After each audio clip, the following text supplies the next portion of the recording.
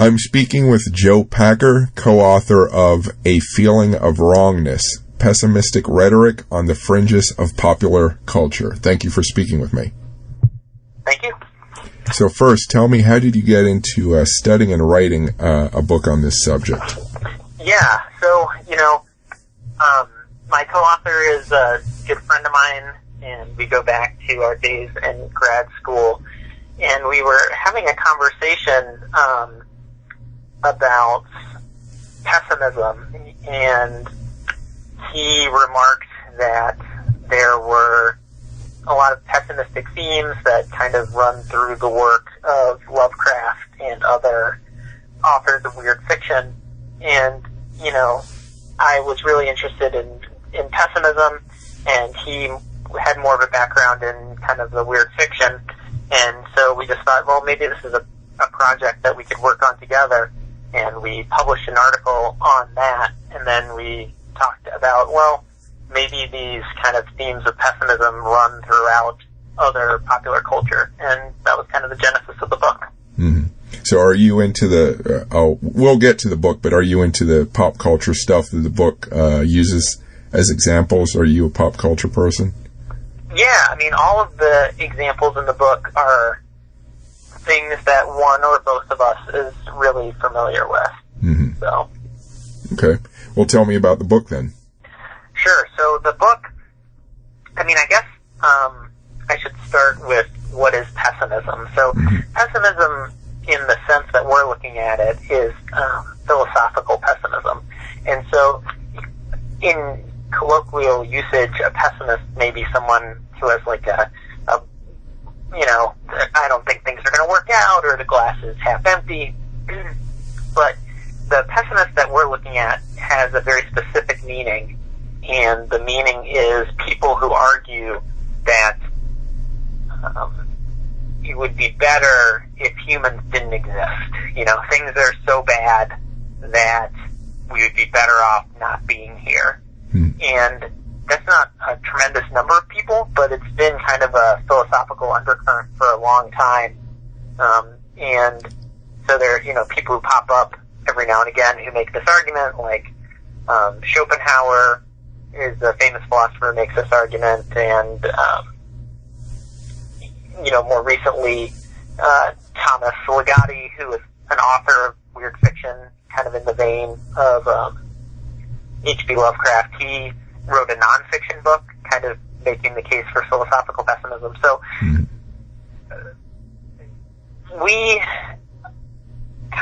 the book, we make the argument that philosophical pessimism is just so far from mainstream thought.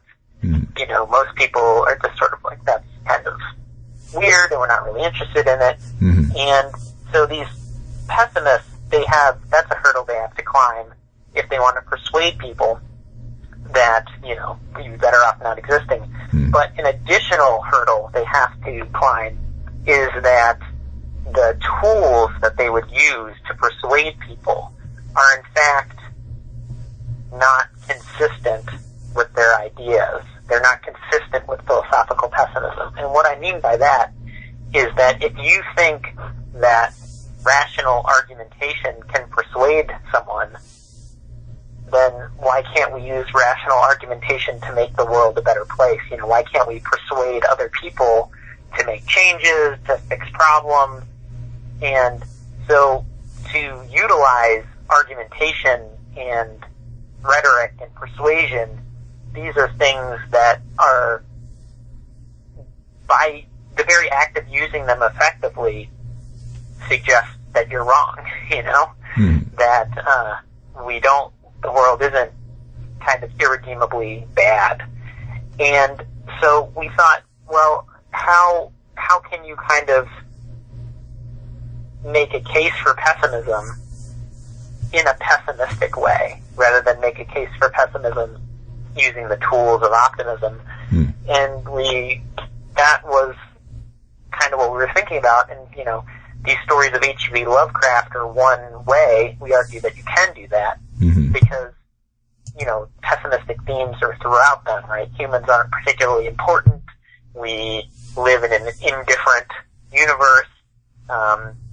we could just be kind of wiped out by some elder god at any time, and it doesn't matter, right? And so, so H.P. Lovecraft has all of these pessimistic themes, and he's presenting them in a pessimistic way, we argue. This weird fiction that's sort of unnerving, and, it's short, and you're not really sure what's true or false or what's going on. These are all sort of, it's a pessimistic way of communication. Mm-hmm. Now, how do you pull in, I see from the book blurb that you pull in True Detective, the show True Detective, Rick and Morty, and Final Fantasy VII, along with Lovecraft and others. How did you choose to pull all those together? Right. So, we were looking for media that had pessimistic ideas, but also had a pessimistic form to it.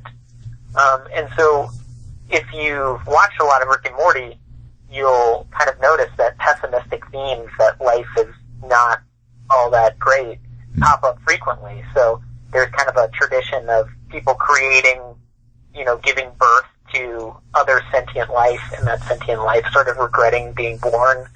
Maybe the most famous example is this little robot whose job it is to pass the butter. And when its creator tells him that, he's just like, why? That's awful, right? And so those kind of themes pop up a lot, right? And we argue that, it's not just enough to effectively persuade in relation to pessimism to say pessimistic things. You also have to have a form or a pessimistic strategy.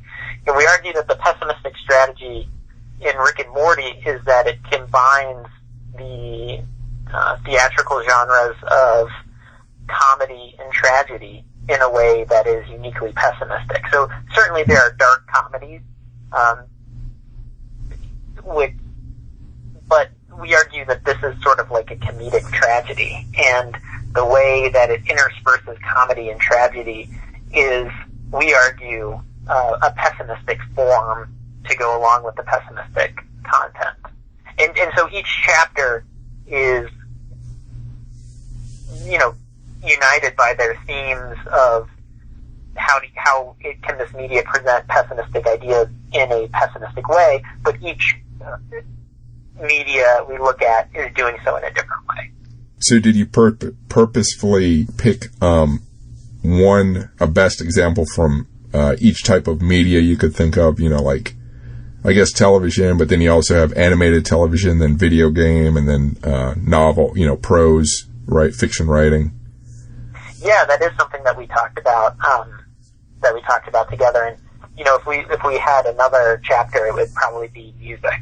That was an area that my co-author Ethan was really pushing for. And, we had just we felt like we had enough ready for the book, but yes, that is something that we took into consideration. Mm-hmm.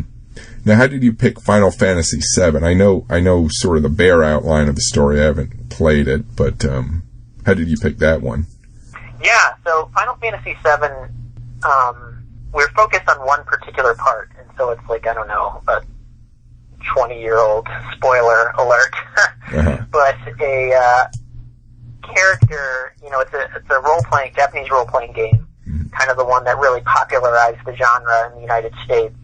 And there's a character that joins your party, and you're sort of like playing with, and you kind of get her background, and she kind of dies unexpectedly. And it's like rated one of the most shocking or the most shocking video game moments. And because a lot of people are deeply attached to that character. Mm-hmm. And so what we talk about is, obviously, there's been a lot of deaths of important characters in video games and movies and TV and so on. Mm-hmm. But we talk about the way that basically rumors swirled for a very long time that you could play the game without this character dying, and how that sort of kind of makes the media pessimistic, because it's sort of like a continuous dashing of hope in effect. Like, Like, there would be a rumor that swirled, well, this is what you would have to do, and that wouldn't pan out, and this is what you would have to do. And even to this day, there are people who sort of insist that, like, you can play the game while saving this character, which is just not the case. Mm-hmm. How self-aware do these different examples, are they, do you think, about, pessimism and arguing for pessimism? Beyond just being, well, that's the feel and atmosphere of this particular piece. It varies greatly. And so from the tradition that we're operating from, which is a rhetorical tradition, the intention of the author is not super important when kind of analyzing a text to sort of to say, what is this text doing? That being said, a lot of the, some of the people that we're looking at are explicitly pessimistic. So H.P. Lovecraft, in his letters and diaries, there's a bunch of things that he said that, are pretty explicitly pessimistic. As I mentioned before, Thomas Ligotti, who's another writer of weird fiction, wrote this nonfiction book making the case for pessimism. So I think they're pretty on point. And the writer of True Detective, I wouldn't say that he was kind of making the case for pessimism, but he was certainly influenced by the writing of pessimists. And so I think in an interview he said that he more or less took some quotes from Thomas Ligotti's book on pessimism and kind of changed them a bit and gave them to his character Russ Cole to say. So definitely influenced heavily by pessimism. So what other media examples were you considering for the different chapters and decided not to go with? I'm wondering what came close but didn't make the cut. Yeah, so Ethan, we had talked about music, and so he was kind of interested in the idea of drone metal, which is something that I wasn't super familiar with. But my limited understanding of it is that it's music that's sort of designed in large part to not be aesthetically pleasing. Ah, okay. It's kind of like painful, weird, or unpleasant to listen to. Mm-hmm. And another example, so that he kind of pushed for that, and I was like, well, I don't know much about music, and it was close, but we had enough. And an example I kind of pushed for, and I think Ethan thought this was a little bit ridiculous, was I had talked about putting in the movie Inside Out, which is like a Pixar film, so like how pessimistic could it be? But I think that there's some pessimistic themes in that film, like the idea of existing in a body and being ruled by kind of independent emotion is consistent with themes of pessimism, that you're sort of a puppet to your biological nature. So yeah, those are the big two examples that didn't make it in. So I assume you let's say consumed the various media to do your research, but did you also do any interviews, or what else did you gather to do your research? Yeah, so the research is, a lot of it is just sort of a matter of reading the text, and oftentimes reading the text in relation to theory, right? And so when we talk about Rick and Morty and its kind of unique blend of comedy and tragedy, we're looking at, scholars of tragedy and scholars of comedy. Or when we're talking about True Detective, we draw heavily on scholarship around the idea of like esoteric or secret hidden meanings in text. And we sort of argue that they're kind of like hidden pessimistic meanings in True Detective. But, beyond that, we draw on a variety of secondary sources or maybe not even secondary sources. We look beyond the text themselves. So, we're referencing the fact that H.P. Lovecraft had pessimistic views in his letters or diaries, or when we talk about Final Fantasy, we're looking at the reactions that players had on message boards and that kind of thing. Mm-hmm. So I imagine were you delving into a lot that was new to you as far as understanding how these media are created in this fashion? Yeah, I mean, we had sort of an idea, as people who kind of consume the media, we had a sense of, well, we think generally this is what's going on, but certainly the process of writing the book is a really deep dive, in-depth look on each one of these case studies, and so certainly brought a lot to light that we weren't necessarily aware of going in. Mm-hmm. Now, have you studied philosophy or rhetoric, or what's your academic background? Mm-hmm.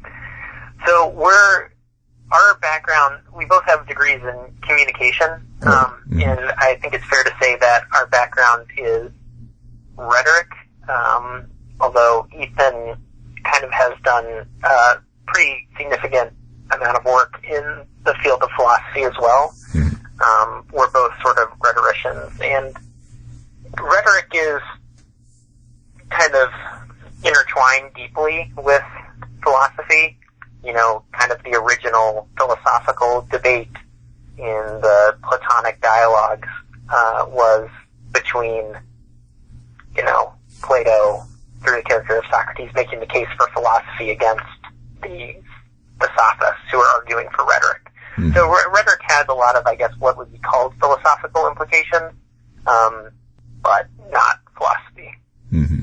So what part of the research was most enjoyable for you? I think that the object that I was maybe least familiar with going in was the short story, I Have No Mouth and I Must Scream. And I don't know if it was enjoyable per se, but I read that and it was deeply disturbing to me. And so that, it was just, I don't know, it was just wild. It was, it's a very short story, but for whatever reason, it really made me think and was very unnerving. And so being able to kind of do a lot of work with that, which is, I know a lot of people have read it, a long time ago, but it was brand new to me, and kind of being able to take something that I had just read that deeply affected me and write a chapter on it was great. Mm-hmm. So as you did your research and writing, was there something that you discovered that really surprised you? I think that one of the things that was surprising to me was there is a scene in Rick and Morty that kind of depicts this, just, it's hard to even describe. I guess, it takes place during kind of a raucous bar scene where these characters are interacting with aliens and drinking and gambling and having a good time, and then kind of in the middle of this, there's this weird, almost sexual assault scene, and it's just so strange and out of place.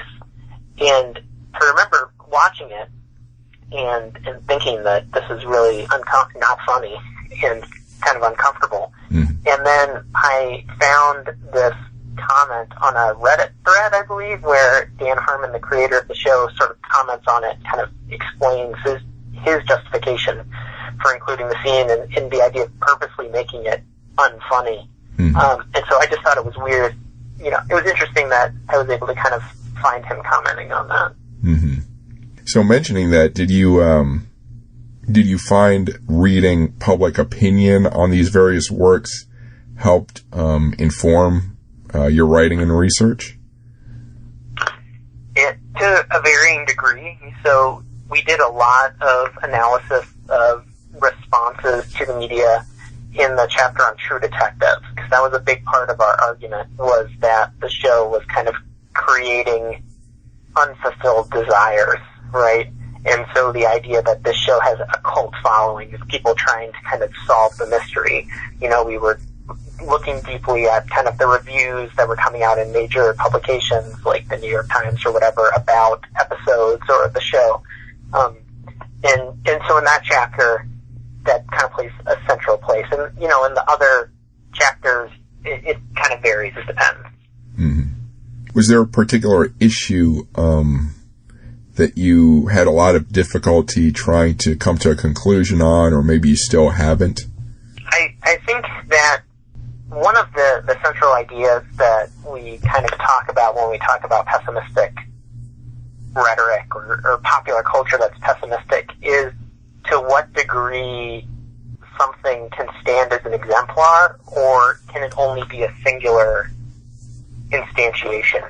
And by that I mean, we make the case that part of what allows pessimistic rhetoric to operate in a world that's overwhelmingly hostile to it, a world that's overwhelmingly optimistic, is that it kind of operates under the radar. And so, this kind of blend of comedy and tragedy and Rick and Morty, if it were to occur in a different show, would it be similarly pessimistic? Is an open question. To what degree is that possible is something that we kind of raise but don't have a firm answer to. Mm-hmm. Did you consider any movies as examples? Well, I mean, we did briefly consider Inside Out. That's right. You mentioned that. Yeah, I'm sorry. Yeah, and beyond that, I don't know. I mean, we had a list, which I don't have at the moment, of other things, but nothing that has come to mind. We talk about a few kind of examples that would be pessimistic, but not exactly the type of pessimism that we're talking about. And so Get Out would be an example of that. That kind of fits with a different style of philosophical, like a different style of pessimism, which is not the one that says no one should be born. But there is sort of a study of a field of pessimism that would be in line with Get Out. I see what you're saying. Yeah, for some, Cronenberg and Lynch movies seem to pop into mind, but they might be more, not quite what you're saying, pessimism, where people shouldn't exist at all. Yeah, potentially though. Yeah, Lynch. Yeah, I could see that. Are there any post-apocalyptic movies that have that sort of message, or are they all sort of hopeful in the end, do you think, the ones you're familiar with? Yeah, it's tough to say. I mean,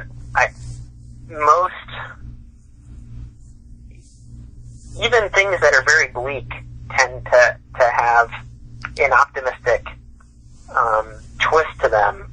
Through, tragedy has that element of catharsis.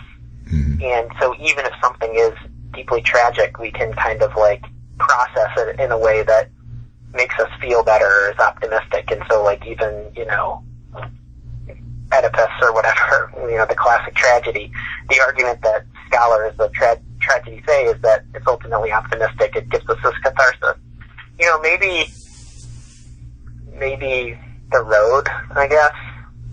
That seemed pretty, I mean, because it was just so, the bleakness and sadness of it was just so routine. It's like we walked and didn't find any food, and we walked and we didn't find, so potentially, although it does have a kind of a happy ending to it. So yeah, I don't know. I think sort of your initial thought is maybe right, that they do tend to have an element of hope to them.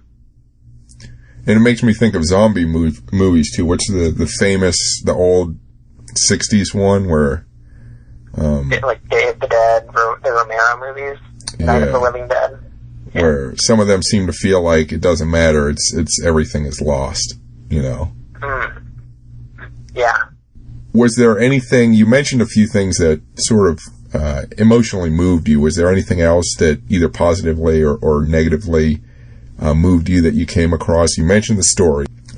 Anything else out there? I mean, I was very unhappy with the ending of True Detective. Okay.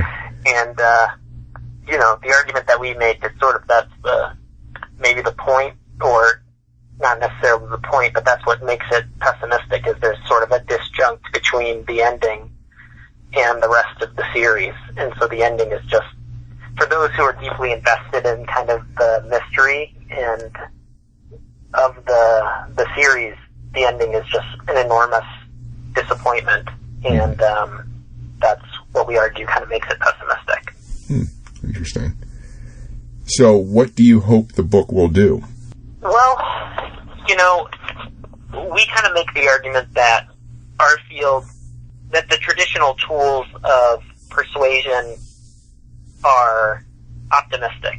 And so this idea that there could be a different way of approaching, using something just so radically different than the tools that are typically done, whether those are kind of speeches or, traditional genres like tragedy and comedy. The idea that you could take something so out of the mainstream, like philosophical pessimism, and it would have its own maybe toolkit that it could draw on. We think that's kind of interesting, and potentially there may be other sort of way out of the mainstream ideas, and they also could kind of benefit or are already using their own unique tool set. Mm-hmm. And what do you think, with a book like this, would you imagine influencing creators of pop culture, or is it more do you feel like it would influence a more deeper set of thinkers? Who knows?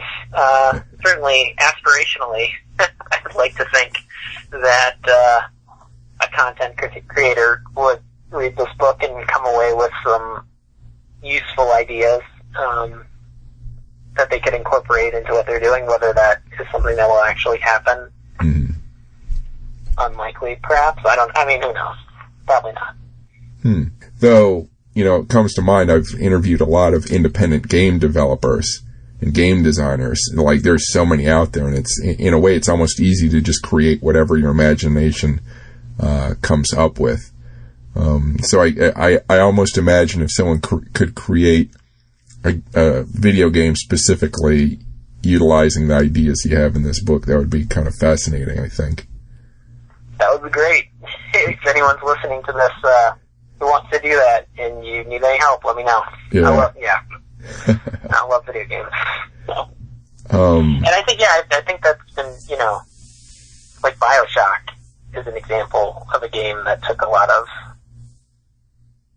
philosophical ideas and about both form and content and incorporated them in kind of its critique of the philosophy of objectivism. I've written a little bit about that. So yeah, I agree.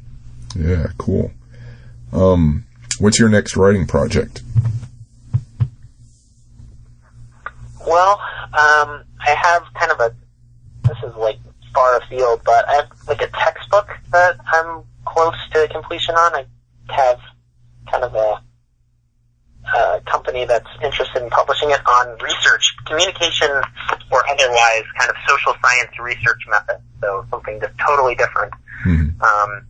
And another project that's kind of on the way Marxists use history to kind of make arguments for Marxism. Mm-hmm. Okay. Where can people find your work or your thoughts in general? I guess the book will be available on Amazon and other online stores. Yeah. The book should be available most places. It's coming out with Penn State University Press. And as far as the other stuff that I've done, I believe I have like a academia.edu page and a Google Scholar page that kind of like has all my things there. And most of the journal articles that I've written are available freely on my academia.edu page. So if you just search Joe Packer, and weird fiction or whatever, it should come up. Okay, so not Joseph Packer, it would be Joe Packer? It's a good question. I guess people can try both. Yeah. All right, that's all the questions I have. Do you have any final thoughts? No, I don't think so, but I appreciate it. This was a fun experience, so thanks for reaching out. Cool, thank you. Thank you for listening.